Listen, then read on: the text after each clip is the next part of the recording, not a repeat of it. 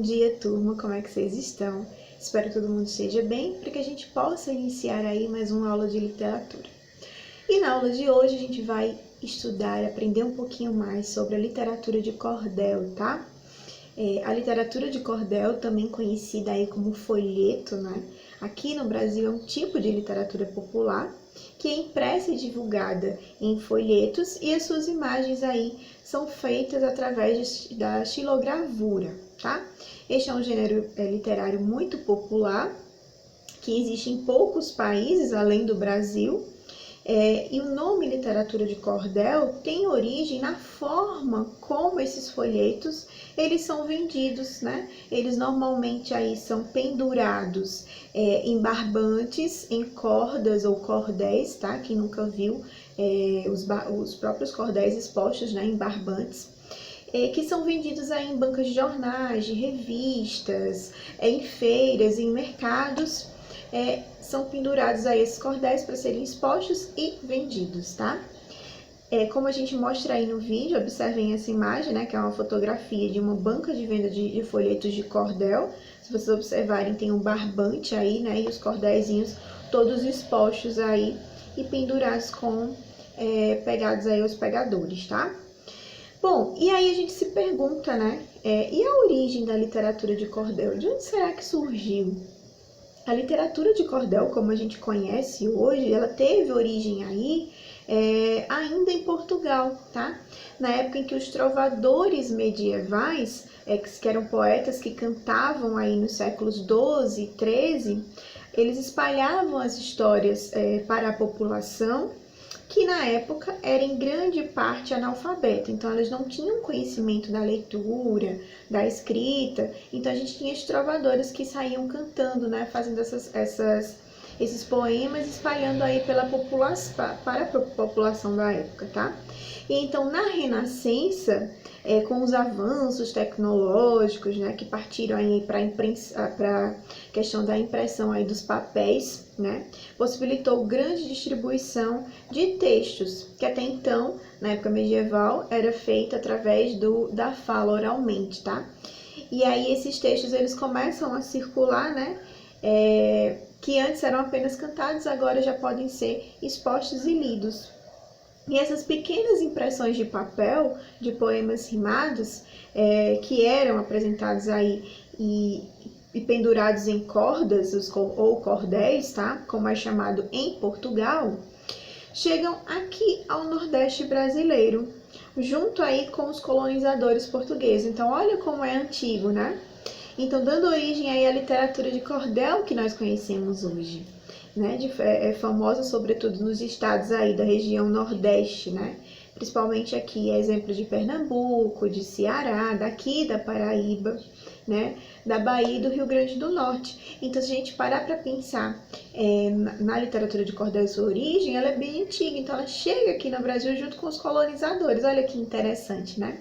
Mas ela não surgiu aqui, ela vem aí de uma característica, né, de origem portuguesa, tá? Bem antiga, né, desde a época medieval. E aí a gente vai observar algumas características, tá, gente, dessa literatura de cordel. Ela possui características bem peculiares, tá? Vejamos algumas das principais características desse gênero. Eu vou estar expondo aqui para vocês observem e acompanhem aí no vídeo, olha só. Suas ilustrações, né, são feitas por estilogravuras, como eu falei para vocês. Ela possui aí uma essência cultural muito forte, pois trata aí de tradições culturais, tá? Como a essência, como a questão que contribui bastante aí para a continuidade do folclore brasileiro, né? Até porque, se ela vai falar sobre essas tradições, já vai incluindo aí a questão do folclore. A gente tem também que são baratos, tá? E por isso atinge aí um grande público e isso acaba sendo um incentivo à leitura. Que bom, né? Que o cordel ele é de fácil acesso, muito barato e além aí de abrir aí uma porta para que as pessoas elas possam ter acesso a esse tipo de literatura e aprimorar aí também a questão da leitura, incentivar, né? Além disso, outra característica bem interessante do cordel vai ser aí as suas histórias, que tem como ponto central uma problemática que deve ser resolvida com a inteligência e com a astúcia do personagem, tá? Outra característica também é quando os textos eles são considerados aí como romance, né? Temos alguns recursos muito utilizados nessa narrativa, como a descrição dos personagens, os monólogos, as súplicas, as preces por parte do protagonista da história, tá? Nós vamos ter também aí, sempre há um herói que sofre aí por não conseguir ficar com o seu amor, tá? Isso pode ser aí devido a uma proibição dos pais, tá? Noivados arranjados, coisas que impedem aí o casal de ficarem juntos, tá? A gente encontra muito no desenrolar das histórias. No final da história, a gente também vai encontrar como característica um herói que sempre sai ganhando, tá? Caso ele não consiga realmente o que ele queria, aí outra forma de equilibrar a história e fazer aí com que ele seja favorecido de alguma forma. Então ele vai sair ganhando aí de algum jeito. Se não é como ele quer, com certeza ele vai encontrar um meio aí para desenvolver e para acabar sendo favorecido, tá? Então essas são as principais características da literatura de cordel, ok? Bom, e em relação à linguagem e o conteúdo, a literatura de cordel tem aí como principais características, tá? A gente acabou de ver as características no geral, mas as características principais aí a gente vai ter uma linguagem coloquial, tá? O que seria isso, professor? É aquela linguagem informal, a linguagem que a gente utiliza no nosso dia a dia, sem o cuidado do uso das regras gramaticais, da linguagem formal, a linguagem mais popular mesmo, tá?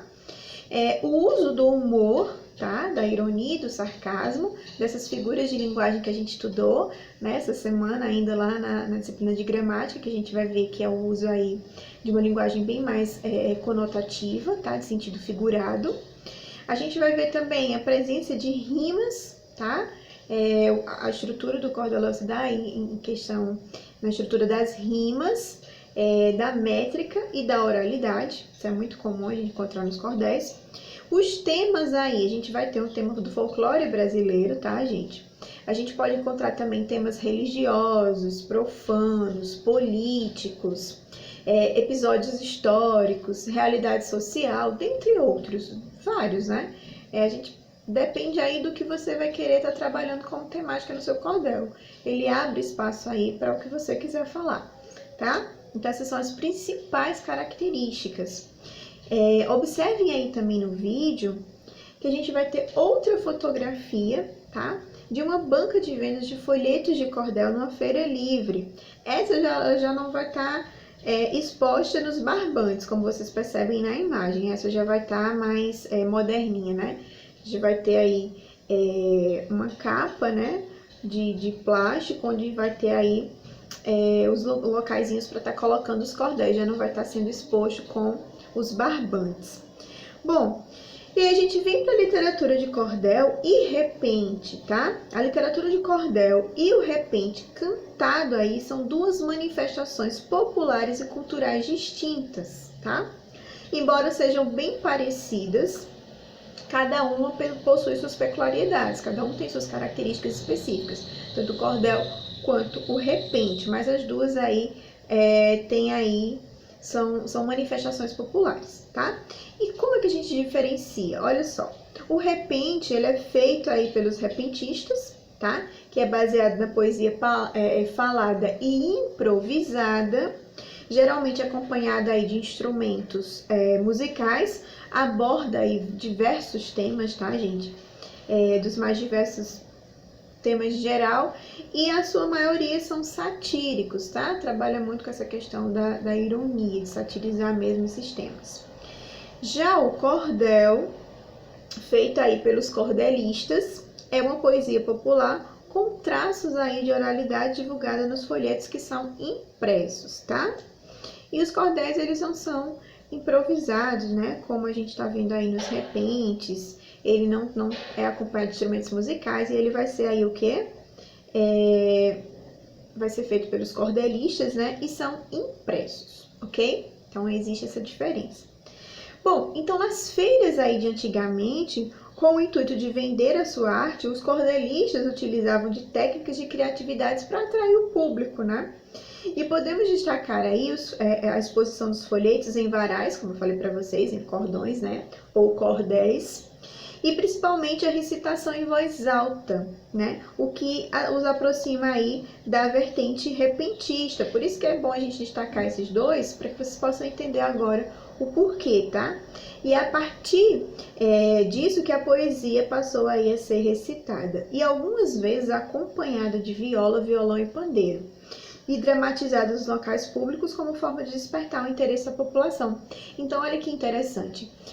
Para que as pessoas tomassem conhecimento, né, dessa literatura, dessa produção, o que os cordelistas faziam? Eles utilizavam do repente, utilizavam de instrumentos musicais e começavam a recitar aí as suas poesias de cordel para que as pessoas elas ouvissem e tivessem interesse e quisessem comprar, né? Usavam aí a criatividade para vender seu peixe, né? Bem interessante isso. Bom, e aí eu trago para vocês agora alguns representantes, tá, da literatura de cordel.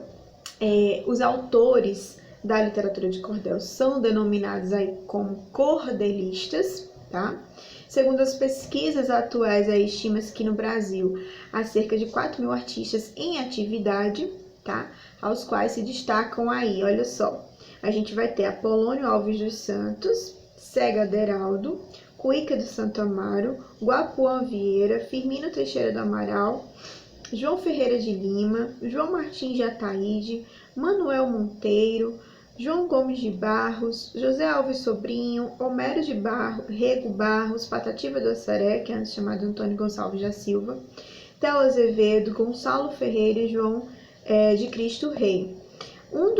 De um representante desses daí que eu falei para vocês, ou de algum desses cordelistas, eu destaco aí Manuel Monteiro, que ele é um cordelista daqui de Campina Grande, muito conhecido, famoso por muitos cordéis, inclusive ele morava, né, lá no Zé Pinheiro, um famoso cordelista. Infelizmente ele já faleceu, mas escreveu e produziu diversos cordéis. Então a gente tem um cordelista bem famoso, bem pertinho da gente aqui, né, em Campina, lá no Zé Pinheiro, Manuel Monteiro. Infelizmente ele já não existe mais entre a gente, mas deixa aí um legado para a literatura, tá? E a gente vai agora destacar a análise de alguns poemas bem famosos de cordel, tá? A gente vai analisar de maneira mais aprofundada 8 obras de cordel que representam o Brasil, tá? Principalmente a região Nordeste, seja por seus personagens, situações ou questionamentos. Então, eu vou estar recitando aqui e vocês vão acompanhando aí, tá? Olha só. Sou filho das matas, canto da mão grossa, trabalho na roça de inverno e de estio. A minha chupana é tapada de barro, só fumo cigarro de paia e mil. Sou poeta das brenhas, não faço papel de algum mestre ou errante cantor, que vivo vagando com sua viola, cantando pachola, percura de amor. Não tenho sabência, pois nunca estudei, apenas eu sei o meu nome assinar. Meu pai, coitadinho, vivia sem cobre, e o filho do pobre não pode estudar. Meu verso rasteiro, singelo e sem graça, não entro na praça, num rico salão. Meu verso só entra no campo da roça e do zeito, e às vezes, recordando feliz mocidade, canta uma saudade que mora em meu peito. Então, esse poema aí, tá, em questão, ele trata aí do trabalhador da roça, né? O homem simples do canto, o autor aí dessa poesia, desse poema aí de cordel é Antônio Gonçalves da Silva, que ficou conhecido pela alcunha da Patativa do Assaré. Quem não conhece Patativa do Assaré, nasceu no sertão do Ceará em 1909, tá? O poeta aí, Patativa, ele é filho de camponeses, sendo assim, sempre trabalhou na lida do campo e estudou poucos anos na escola, o suficiente aí para ele ser alfabetizado. E isso fez com que ele começasse a fazer poemas de cordel por volta aí desde os 12 anos de idade, tá? E mesmo com o reconhecimento, nunca deixou de trabalhar na terra. Então, nesse cordel, Patativa, então, ele vai descrever seu modo de viver, fazendo um paralelo com a vida de tantos brasileiros, né? Homens e mulheres que são filhos do sertão, e trabalhadores rurais que muitas vezes não tinham acesso à educação, nem sabiam o que era educação, muito menos uma escola, e que sempre estava ali trabalhando duro e não tinha aí essa liberdade para estudar. Outro poema aí que a gente vai ver é Ai se cesse, de Zé da Luz, que diz o seguinte: se um dia nós se gostasse, se um dia nós se queresse, se nós dois se empareasse, se juntinho nós dois vivesse, se juntinho nós dois morasse, se juntinho nós dois dormisse, se juntinho nós dois morresse, se pro céu nós a subisse. Mas porém acontecesse de São Pedro não abrisse a porta do céu e fosse te dizer qualquer tolice, e se eu me arrimasse e tu me insistisse para que eu me arreolvesse e a minha faca puxasse, e o bucho do céu furasse, talvez que nós dois ficasse, talvez que nós dois caísse, o céu furado arriasse e as virgens toda fugisse. Então, esse poema aí de cordel, tá? Ai se cesse, o poeta Zé Luiz, ele elabora aí uma cena fantasiosa e romântica de um casal de enamorados que passa toda a vida junto, sendo companheiros na morte também. Então, o autor imagina aí que quando ele chegasse no céu, o casal teria aí uma discussão com São Pedro, tá? Um homem com raiva puxava a faca, furando o firmamento e libertando aí os seres fantásticos, né, que lá viviam. E é interessante que a gente observa aí nessa narrativa desse poema o tom criativo e surpreendente combinado aí com a linguagem regional, tá? Que é considerada errada, tá? Em termos gramaticais. Podemos assim, são exemplos de como o chamado preconceito linguístico já não tem razão de existir. Lembrando do preconceito linguístico, né, lá das variações linguísticas que a gente também já estudou, né, nas aulas de gramática, já discutiu aqui, como que essa linguagem nordestina, como o sotaque nordestino, sotaque regionalista, né, as variantes regionais, as pessoas sofrem um certo tipo de preconceito, principalmente por outras regiões do nosso Brasil. Né? Então, a linguagem regional aí que é considerada errada, né? A gente sabe que não existe a linguagem errada, existe apenas uma adequação das linguagens, né? Mas para a questão da gramática, vai existir, algumas pessoas vão ter como um preconceito, né? Por conta dessas linguagens. E a gente tem outro poema aí, tá? Cordelista, né, que a gente vai ver que são as misérias da época, de Leandro Gomes de Barros. Olha só, ele diz o seguinte: se eu soubesse que esse mundo estava tão corrompido, eu tinha feito uma greve, porém não tinha nascido. Minha mãe não me benedizia a queda da monarquia. Eu nasci e fui enganado para viver neste mundo, mago, trapatilho, corcundo, além de tudo selado. Assim mesmo meu avô, quando eu pegava a chorar, ele dizia: não chore, o tempo vai melhorar. E eu de tolo acreditava, por inocente esperava, ainda não me senta no trono. Vovó, para me distrair, dizia: tempo há de vir, que dinheiro não tem dono. Então a gente tem aí de Leandro Gomes de Barros, né, que ele nasceu em 1860, né, na Paraíba, e começou a viver da escrita por volta dos 30 anos. Até então aí ele vivia e trabalhava em diversas funções, tá? Leandro foi um homem crítico, denunciando aí abusos de poder, abordando temas como a política, como a religião, acontecimentos importantíssimos da época, como a Guerra de Canudos e o Cometa Halley.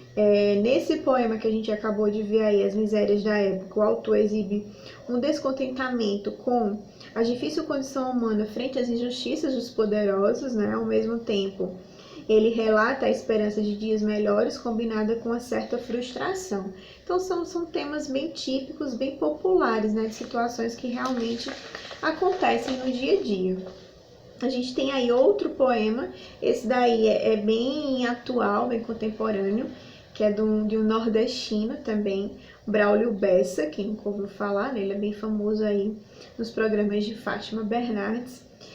E Braulio diz o seguinte: sou gibão do vaqueiro, sou cuscuz, sou rapadura, sou vida difícil e dura, sou nordeste brasileiro. Sou cantador, violeiro, sou alegria ao chover, sou doutor sem saber ler, sou rico sem ser granfino, quanto mais sou nordestino, mais tenho orgulho de ser, da minha cabeça chata, do meu sotaque arrastado, do nosso solo rachado, dessa gente maltratada, quase sempre injustiçada, acostumada a sofrer. Mas mesmo que nesse padecer eu sou feliz desde menino, quanto mais sou nordestino, mais orgulho tenho de ser. Terra de cultura viva, Chico Anísio, Gonzagão de Renato Aragão, Ariano e Patativa, gente boa, criativa, isso só me dá prazer. E hoje, mais uma vez, eu quero dizer, muito obrigado ao nordestino. Quanto mais sou nordestino, mais tenho orgulho de ser. Então, Braulio aí, né, cearense, nasceu em 1985, vem fazendo muito sucesso ultimamente, como eu falei para vocês, nos programas aí televisivos, usando a internet. Ele conseguiu aí chegar a milhares de pessoas e difundir a arte do cordel, da literatura, né, da declamação dos cordéis. Então ele abrangeu aí um público e levou ao conhecimento das pessoas a literatura de cordel, né? Então nesse texto aí que a gente viu, ele fala sobre a honra de ser nordestino, né? O orgulho dele ser um homem nordestino, e também sobre as dificuldades e o preconceito que esse povo sofre, né? Sempre sofreu, na verdade. Então, o autor ele cita personalidades bem importantes, nascidas na região nordeste do Brasil, inclusive Patativa do Assaré, que é aí para ele uma referência. Então, ele tem Patativa do Assaré como referência para produzir aí a sua literatura de cordel, né, os seus textos. Vocês estão vendo aí uma imagem de Braulio Bessa, né, a fotografia aí desse cordelista. A gente vai ter aí agora outro poema de cordel, tá? A Greve dos Bichos, de Severino Milanês da Silva, que diz o seguinte: muito antes do dilúvio, era um mundo diferente. Os bichos todos falavam melhor do que muita gente e passavam boa vida, trabalhando honestamente. O diretor dos Correios era o doutor Jaboti, o fiscal do litoral era o matreiro Siri, que tinha como ajudante o malandro Quati. O rato foi nomeado para chefe aduaneiro, fazendo muita moamba, ganhando muito dinheiro. Com camundongo ordenança, vestido de marinheiro. O cachorro era cantor, gostava de serenata. Andava muito chintado, de colete e de gravata. Passava a noite na rua, mas o besouro ia barata. Então, o autor desse poema, Severino Milanês, ele era um pernambucano que nasceu em 1906, tá? Ficou conhecido como repentista e rimador, escritor popular. Severino contribuiu aí uma obra em que ele mesclava as referências históricas com o universo de criaturas oníricas e fantasiosas, tá? E nesse poema que a gente viu, que ele vai exibindo apenas um trechinho da obra, porque ela é bem extensa, o autor representa aí um devaneio criativo, né? Em que os animais eles assumem uma posição humana. Assim, cada espécie de bicho tinha uma função na sociedade, permitindo uma narrativa interessante sobre as condições das pessoas no mundo do trabalho. E a gente vai ter o Romance do Pavão Misterioso, de João Camelo de Melo Rezende, que diz o seguinte: eu vou contar uma história de um pavão misterioso que levantou voo na Grécia com um rapaz corajoso. Raptando uma condessa, filha de um conde orgulhoso, residia na Turquia, viúvo capitalista, pai de 2 filhos solteiro, o mais velho João Batista, então o filho mais novo se chamava Evangelista. O velho turco era dono de uma fábrica de tecido, com largas propriedades, dinheiro e bens possuídos. Deu de herança a seus filhos, porque era bem unidos. Então, essa é uma obra de João Camilo de Melo Rezende, que ele é considerado um dos grandes cordelistas brasileiros. Ele nasceu em 1885 em Pernambuco, foi o autor de um dos maiores sucessos de cordel, o folheto do romance O Pavão Misterioso, uma obra bem conhecida. A obra foi muito tempo atribuída a João Melquíades, né, que se apossou da autoria desse cordel. Depois descobriu-se que na realidade o cordel aí era de José Melo, tá? José Camelo, perdão. Essa obra que mostramos, né, as 3 primeiras estrofes conta aí uma história de amor entre o jovem chamado Evangelista e a condessa Creusa. E aí a gente vem para a cartilha do povo de Raimundo Santa Helena, né, que diz o seguinte: contestação não é crime onde há democracia, só o cidadão pertence à sua soberania. No poder coercitivo, Jesus foi subversivo na versão da tirania. Eu sou dono do meu posse, faço arte sem patrão. Só quem tem capacidade deve ser oposição, porque luta pelos fracos é tatear nos buracos, na densa escuridão. Então a gente tem aí que Raimundo de Santa Helena pertence à chamada segunda geração de cordelistas nordestinos, tá? O poeta veio ao mundo em 1926, no estado da Paraíba. A produção literária de Raimundo é muito voltada para os questionamentos sobre as denúncias sociais da época, tá? Das mazelas do povo e, sobretudo, aí, do povo nordestino. Então, aí, nessa obra, o autor aí, ele questiona a democracia e defende o poder popular, citando aí como exemplo, né, de rebeldia Jesus Cristo.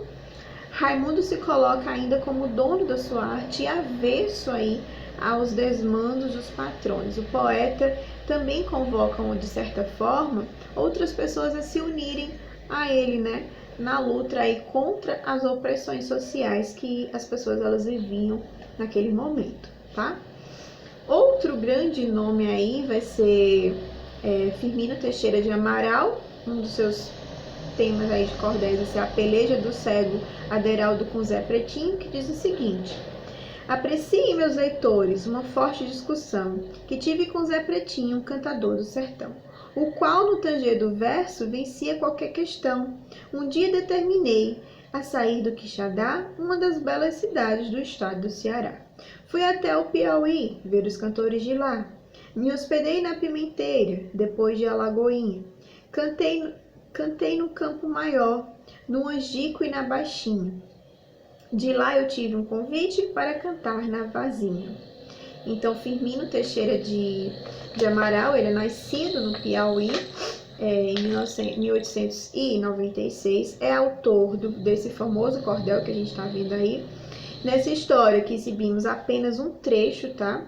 O cordelista Firmino colocou o cego Aderaldo em outro importante cordelista nordestino como personagem. A história narra aí uma discussão entre o cego Aderaldo e Zé Pretinho. O fato é colocado em questão aí por muitas pessoas, restando a dúvida se tal peleja aí aconteceu de fato, tá? Entretanto, aí é bastante provável que tenha sido apenas uma invenção do autor, sem nada de questão de verdade, né? De veracidade. Bom, gente, então essa é a história, a gente trouxe aqui para vocês nessa aula de hoje alguns cordéis, tá? Alguns grandes nomes dessa vasta construção de cordéis que a gente tem na nossa literatura, tá? Que é bastante rica, principalmente aqui no Nordeste, traz essa representação nordestina. E é muito bacana a gente conhecer um pouquinho sobre essa cultura que é maravilhosa, né? A gente tem aí o cordel, além de ser lindo, os folhetos, traz histórias engraçadas, histórias com cunho moral, né? Espero que vocês tenham gostado da aula de hoje. Eu vou falar um pouquinho sobre o exercício, tá? A próxima aula da gente vai ser uma exposição, tá? De trabalhos que vocês vão estar fazendo. Então, eu vou explicar aqui o que é que eu vou querer, tá? Vocês vão ter aí no exercício as questões que são para responder agora, durante a aula, tá?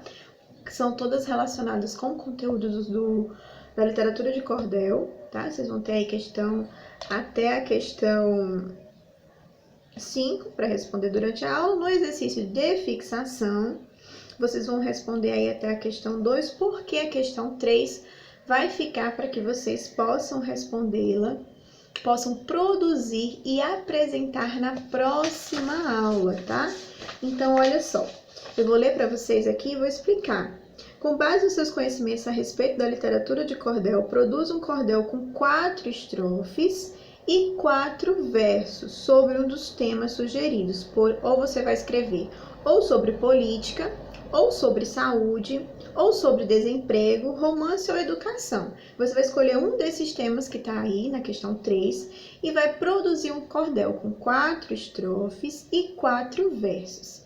Na próxima aula, nossa próxima aula, sexta-feira que vem, a gente vai se reunir pelo Meet e vocês vão me apresentar esses cordéis, tá? Vocês vão recitar para mim, ok? Qualquer dúvida que vocês tenham, eu tô aqui para que a gente possa tirar, tá bom, gente? Então, até a próxima aula, boa produção aí para vocês, bom fim de semana, tchau, tchau!